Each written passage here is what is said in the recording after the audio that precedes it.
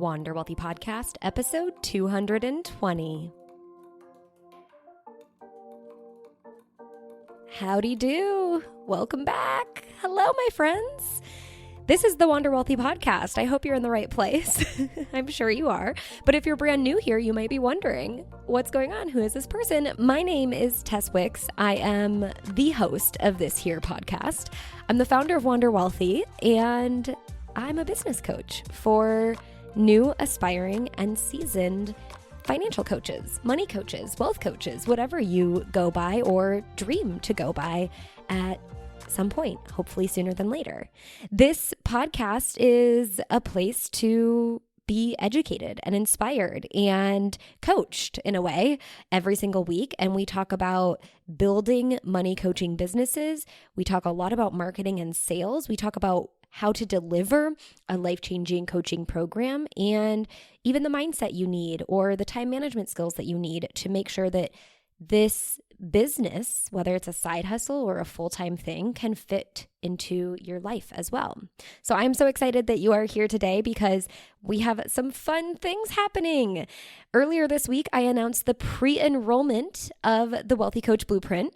This is my signature 12-week program to help money coaches build their life-changing coaching programs themselves, their life-changing money coaching programs that they are going to offer to their ideal clients, and learn how to position and sell and market it so that their clients are ready and able and willing to purchase so that they can make their first 1K to their first 10K in their business within 90 days. So more on that at the end of this episode, but I have another special announcement because along with the pre-enrollment, we're actually obviously pre-enrollment, aka going to or about to start the enrollment period for the next round of the blueprint. I'm calling it the summer round. How creative. Hey, I'm a money coach. That's as far as I can get probably. But in anticipation of the enrollment period, and it is actually happening during the enrollment period, we're also hosting a free 4-day challenge. This is the first time I've ever done this, but I am so excited. This challenge is 4 days to your first 1K money coaching client. And you're going to learn what goes into a highly valuable, life-changing program and how to position that to sell in the market that you are in. So over the course of the 4 days, we have themes for each day. And I'm gonna share the themes with you so you know kind of what we're gonna be covering, but we're also gonna be having some really awesome prizes. So it's a free program where you get gifted to attend, and we're going to be doing some live coaching as well, plus some special announcements. So you're definitely gonna wanna tune in or attend. You have to register, and it is from June 1st to June 4th. So mark your calendars. I'm giving you Memorial Day, especially if you're American, you're probably going to take it off anyway. Giving you Memorial Day off, and then we kickstart on Tuesday, June 1st and finish on Friday, June 4th. And in case you're ready to register right now, head to wanderwealthy.com/challenge and you'll get more details there. But let me break down the days. So the first day, we're going to cover the money coach's mindset. We're talking about reframing sales and belief over assumptions. This is really important to kind of prime you to understand the value of money coaching and to really truly believe that what you have to offer is valuable beyond that 1K price point. And stay tuned because we're going to be talking a little bit more about that today as well. So this is a good episode. In the second day of the challenge, you're going to learn about your unique value proposition and how to position yourself uniquely in your market, specifically for your niche, and also making yourself a specialist in your field so that you can, again, price your program at that higher ticket price point, but making sure that you're delivering upon that and standing out from the crowd. In day 3, we're going to be talking about actually crafting that high ticket program. What goes into that high ticket program and how can you start to visualize it and make it all come to life? And then in day 4, it's all about finding your clients and selling with confidence. And you're going to learn the secrets to doing those things. So this free 4-day challenge is packed with value and you do not want to miss it. So head to wanderwealthy.com/challenge to learn more. And yes, we're going to be talking about some awesome ways and awesome bonuses that you can get for joining us in the next round, the summer round of the Wealthy Coach Blueprint. So you'll definitely want to stay tuned there as well as here on the podcast. And if you're not following me over on Instagram, go find me. I'm at Tess_Wicks and I want to chat and get to know you. See who's listening to this podcast. All right. So today, let's talk about what we're going to talk about today. We are going to dive into the 5 ROI figures to track in order to showcase the value of financial coaching. So ROI, if you don't know, is return on investment. So the 5 figures that you can track that will help to prove the return on investment that your clients will be getting or can be getting if they're yet to work with you when working with you in your financial coaching program. This is something that I provide my clients who go through the Wealthy Coach Blueprint. I provide them with a proof of value spreadsheet, at least the ones who get in during that bonus period.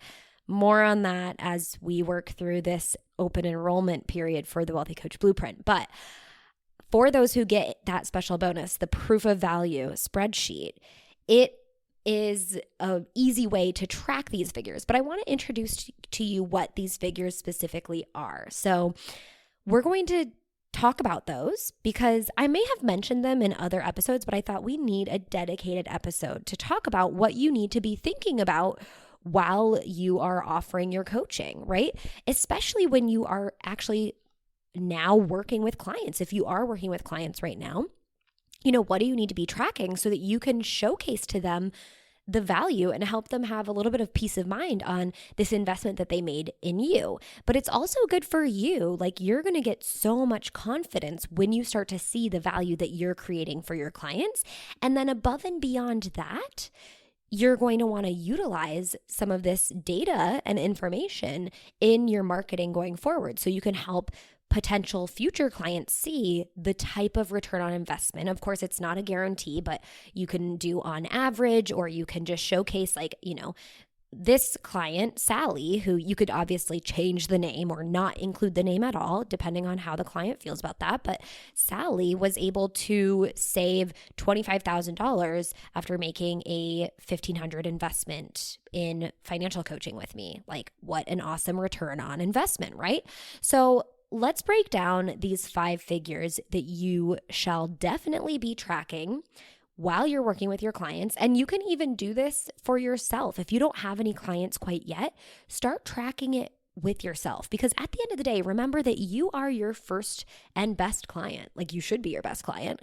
And you want to be in integrity with what you teach and what you coach. So make sure you're walking your talk, but then also you can utilize your own results as testimonial of what you've been able to accomplish for yourself. So no shame and no harm in tracking these for yourself if you don't have a clients yet. And then, of course, if you have clients that you're working on a pro bono basis or on a discounted basis, or a lot of the coaches who go through the Wealthy Coach Blueprint start working with clients at a beta rate and then start to work with clients at a full price rate, but they start tracking these things and know about these things.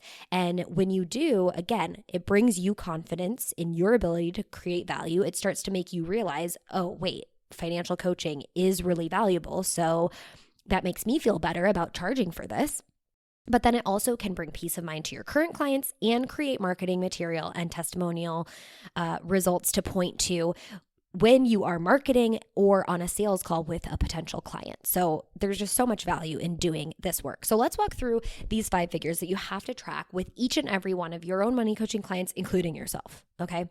So the first figure that you want to track, and by the way, make notes of these. Make sure you're writing this down, because this is something that you're either going to want to create your own spreadsheet for, or of course, if you join us within the Wealthy Coach Blueprint and during the special bonus period, which just a little teaser, you may be getting access to this if you sign up while we're going through the 4-day challenge. Little side note there.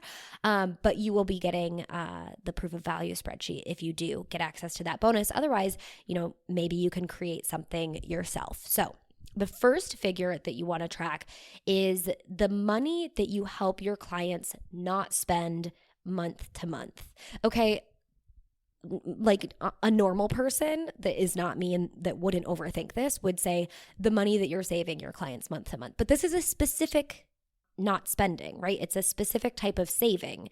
So if your clients, just for like the most basic, easy numbers to use, if your client makes $1,000 a month in after-tax money, right, that gets deposited into their account, and they used to spend, $200 on something that they don't value, right? And so then you help them stop spending $200. You've essentially helped them save it. Now, are they actively putting that aside to save? Maybe they're actually spending it on something else that they do value. That doesn't really matter. You've helped them reprioritize that money and therefore not spend it on something that they likely don't care about. So this is cutting down expenses.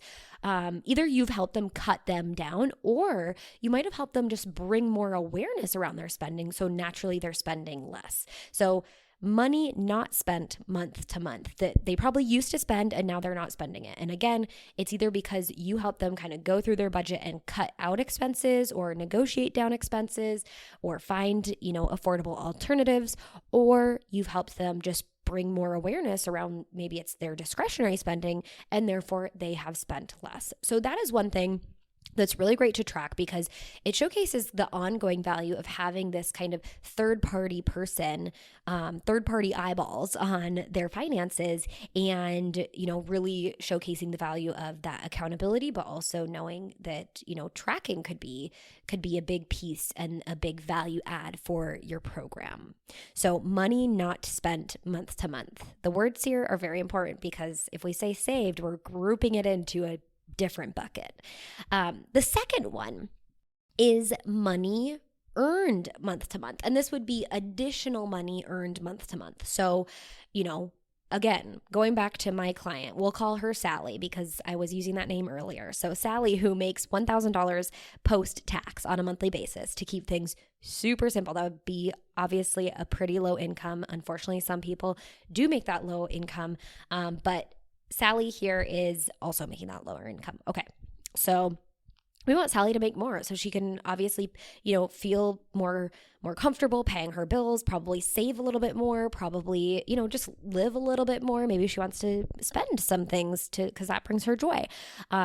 Let's help her do that. Okay. So as a coach, I'm going to help her maybe negotiate her current salary. So whatever it is, pre-tax, that $1,000, maybe depending on her work situation, let's find ways to negotiate it if her salary is negotiable. Of course, we're just always going to try because that's how I am. I'm like, why not? Give it a try.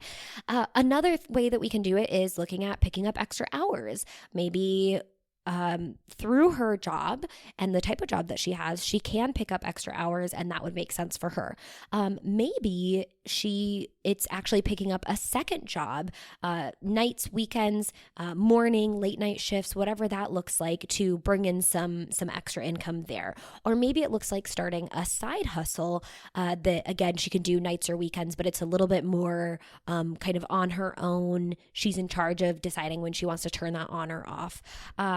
Or, of course, it's potentially developing her own business, which can be a little bit longer tailed in terms of bringing in that income. But again, it's, ways to bring in more money month to month. So if we work through that, and that's something that I want to offer to my clients, then this is a figure that I also want to be tracking, is how can we help my client make more money and then tracking that on a regular basis to see how much more they're bringing in. Again, this doesn't necessarily mean that Sally is setting that aside and quote unquote saving it, right? Just like if I'm cutting down Sally's expenses or helping her cut it down, or just through more awareness, she's spending less. That doesn't necessarily mean she's saving more, but it is creating more opportunity for her to decide where she does want to spend it or if she does want to save it.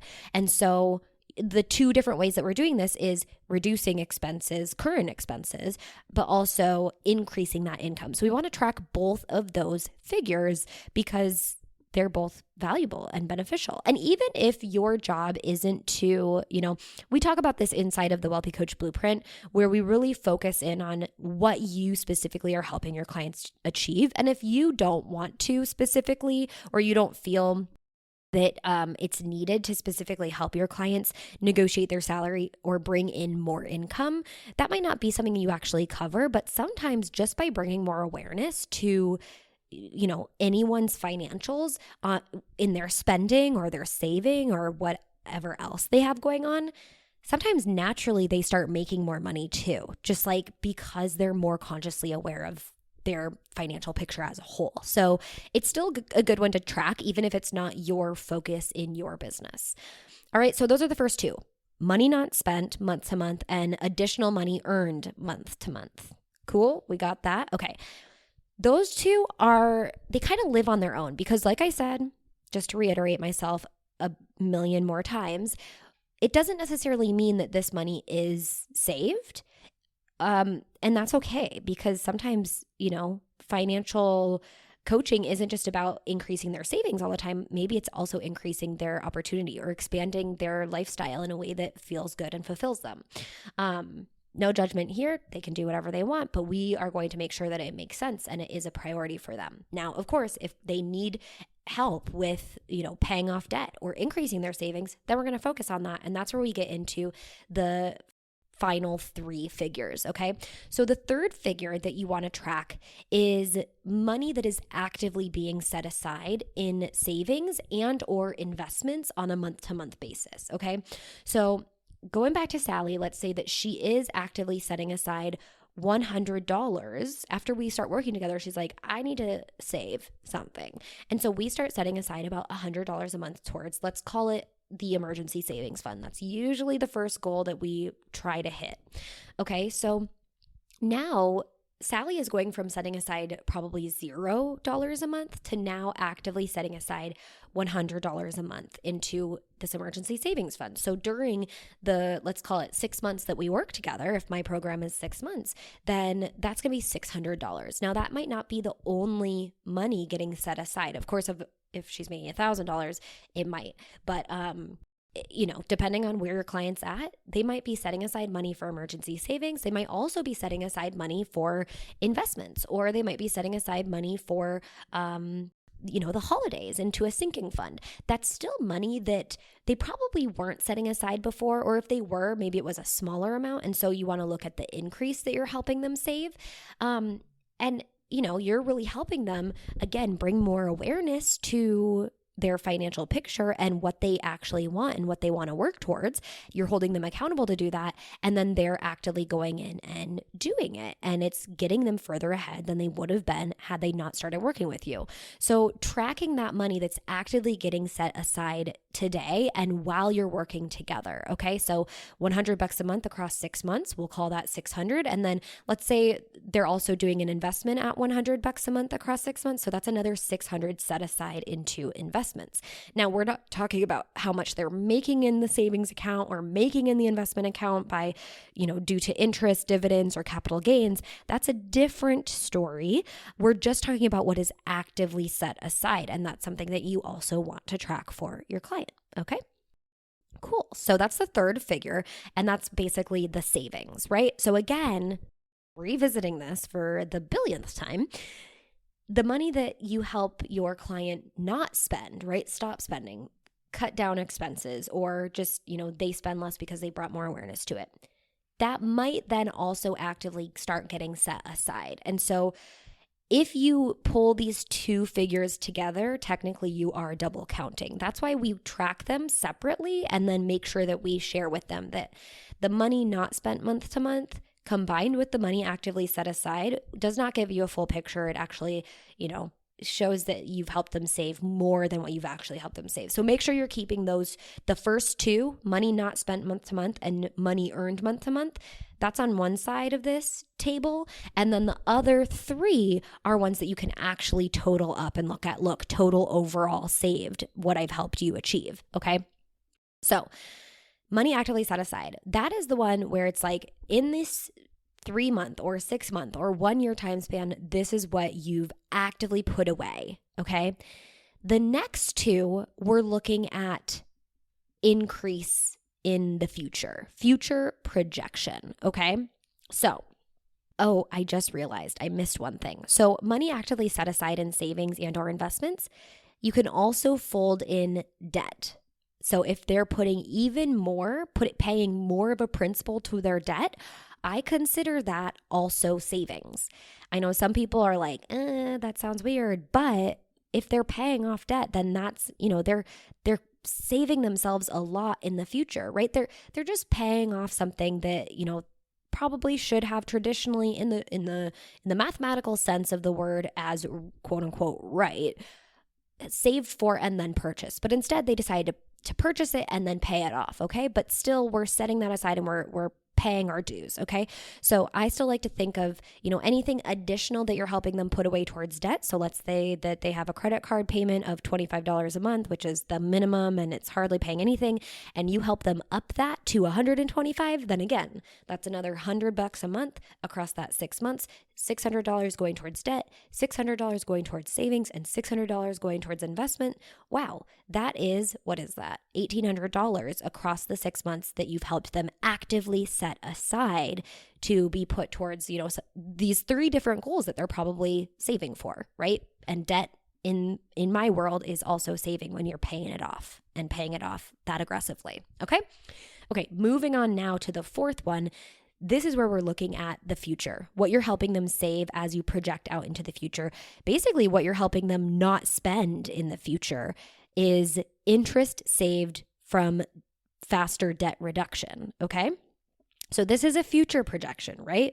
But since we're helping Sally go from a $25 minimum payment on her credit card to a $100, we're obviously paying down that principal a lot faster, which means she's not going to have to pay interest on that principal, for the next however many months or years it's going to take her to get this debt paid off.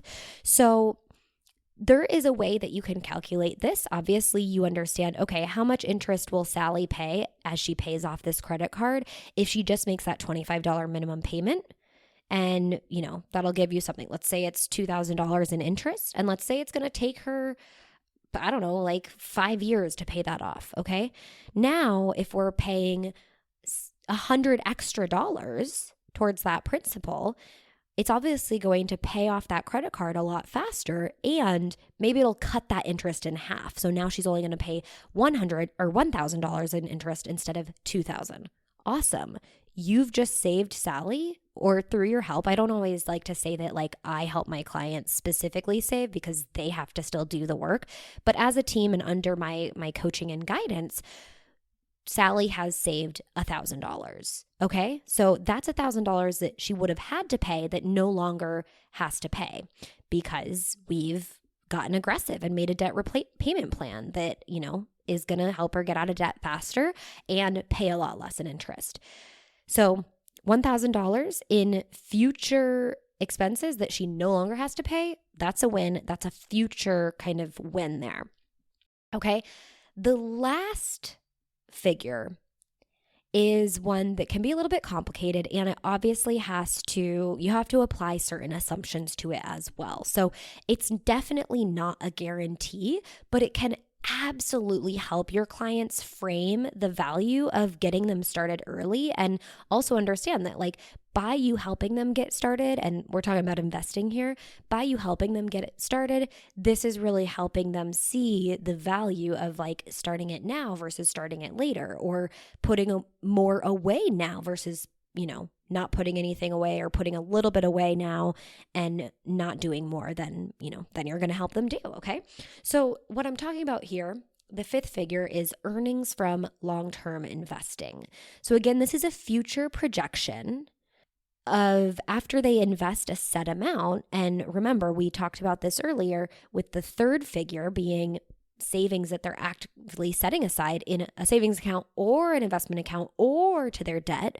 So remember, we were doing like $100 a month towards an investment account. Okay. So that's what they actively set aside. But now we're going to project that forward, depending on what their goal is, of course. So let's say this is just a retirement goal. They're putting this money into a retirement account.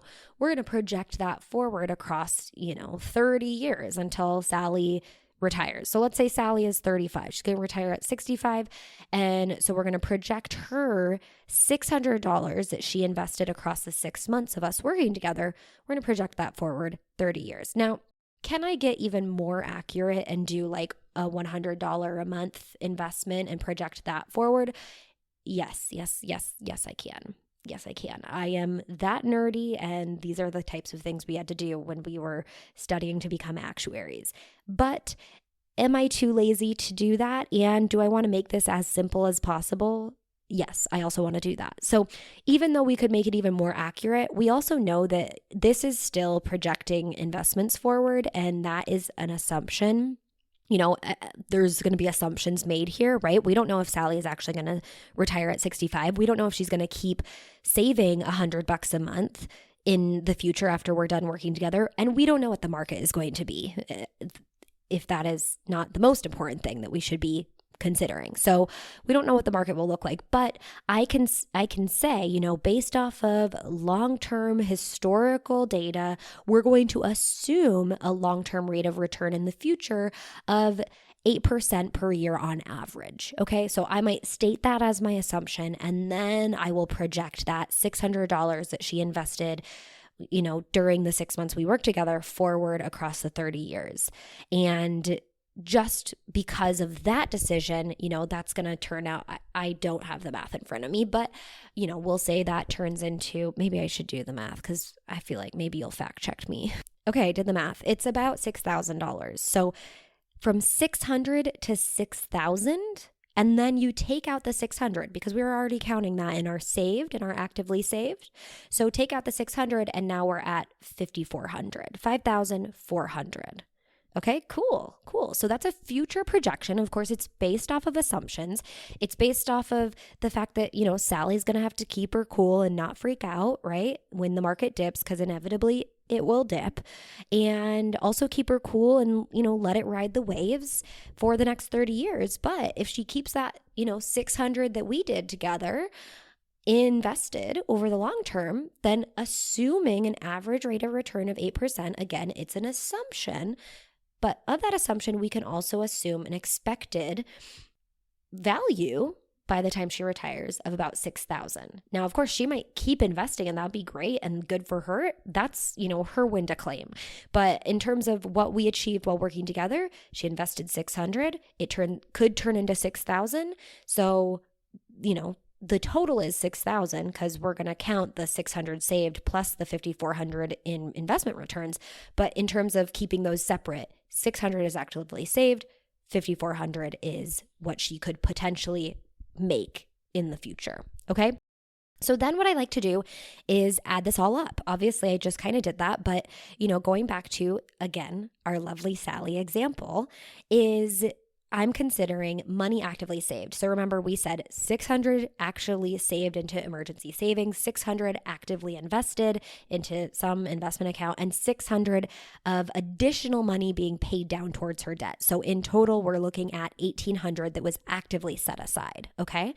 Then we add in the interest saved from making that additional $600 payment towards her debt across that 6 months. And so I didn't do the math here, but I just assumed, okay, it was going to be a $2,000 interest, but since we paid an additional $100 a month across 6 months, now it's only $1,000 of interest. Okay, cool. So take that 1,000, tack it on to the 1,800, and now we're at 2,800. And then of course, we add on that difference in future projection based on our assumptions of what her investment could turn into. So her 600 turning into 5,400. So I have to whip out my calculator because I am not a genius.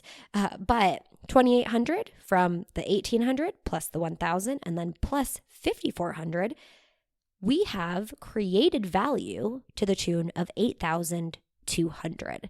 Now you'll notice that I did not include those first two figures of money not spent anymore and also new money earned. Because again, if that money was actively saved, then we've already accounted for that. And if it wasn't, then that's money that is, being spent with joy and purpose and priority. And that is totally fine. You can include that in a separate, report. You can say, hey, this is how much we've cut down in spending. Maybe that is like $50 a month. Cool. $50 a month across the 6 months, $300. Awesome. And you also made an extra $1,000 a month. So you made an extra $6,000. Now that could still mean that Sally was spending that, and that's cool. In total, what is that? $6,300 of money found in the cash flow. But I'm not including that in the value created through saving, aka saving investments and debt, or through interest saved on debt, or through investment returns, right? Now, a caveat I should mention is that when we calculate investment returns, which I do the math for you inside of the proof of value spreadsheet that I offer as a bonus when you sign up for the Wealthy Coach Blueprint, especially if you sign up during the 4-day challenge, which you do not want to miss.